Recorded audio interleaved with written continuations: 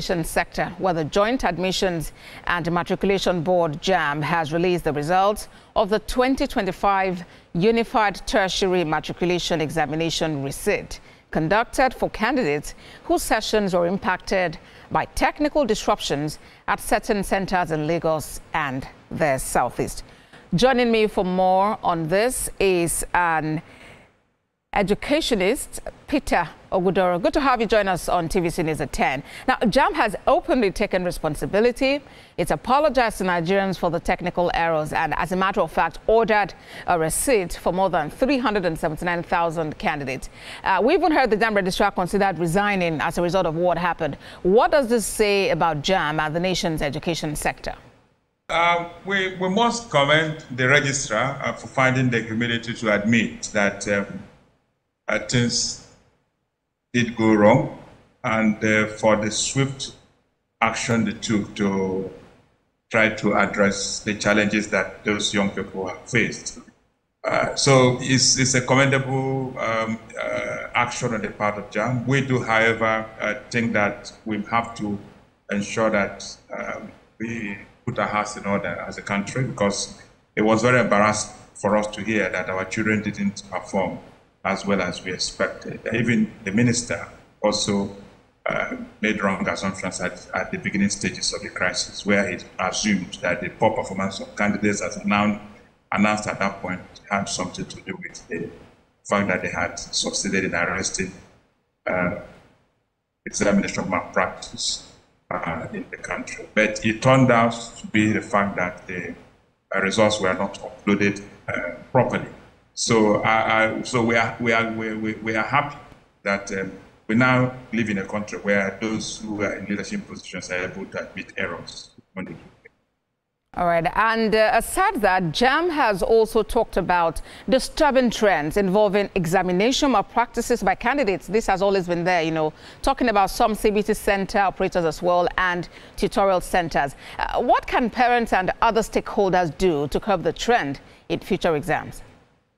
Certainly, it's the truth that Jamb alone cannot fight the problem of examination malpractice in our country, because it's a problem that has been created by who we are as a people, and given our level of development, we are likely to continue to grapple with this problem for a very long time.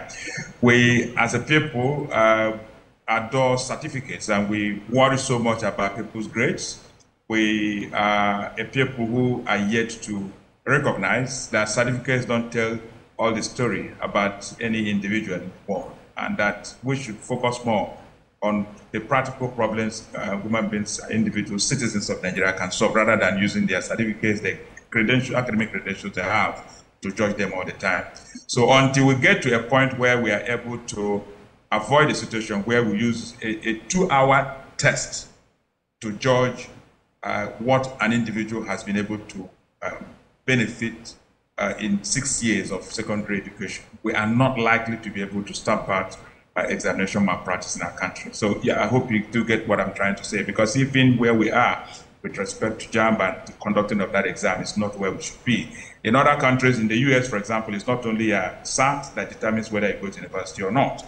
So they consider your transcript, which reflects your performance from JS1 to SS3 in the context of Nigeria. In the US, from your performance in middle school up to high school. In several other countries, in the UK, from your first year in school until you finish your 5 years and then go to A levels, they are looking at what your teachers have said about you, those who have seen you over a period of 5 to 6 years. They don't throw away what those teachers know about you, and they use only a 2-hour test to judge who you are.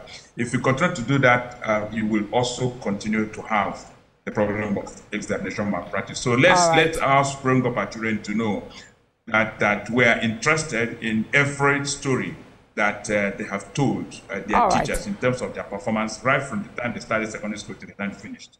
All right. Perhaps we'll get there, but as it stands, some people are actually calling for a return to paper-based UTME. Now, at the time the world is going digital, as an educationist, what would you recommend? The way to go is not to truncate what we have already started. we can push for the two systems running pari passu. Indeed, as a people, we are not yet ready to be able to conduct a trouble-free examination for 2 million young people annually, because the average Nigerian child, as a matter of fact, has not been in a school system where we have used computers to train him from JS1 to SS3. So we are not actually being fair to them when after 6 years of studying with that computer, we're asking them to use computer to tell us what they know. That's not how to be fair. So what we can do is to, for those who have been privileged to study in systems where we have used computer to train them, where they have used computer to learn, yes, we can use CBT to test them and they'll be able to deliver.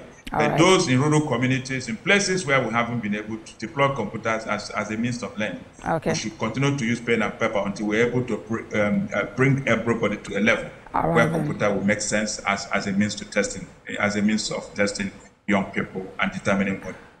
Educationist Peter Ogudoro, thank you very much for talking to us on TVC News at 10. My pleasure.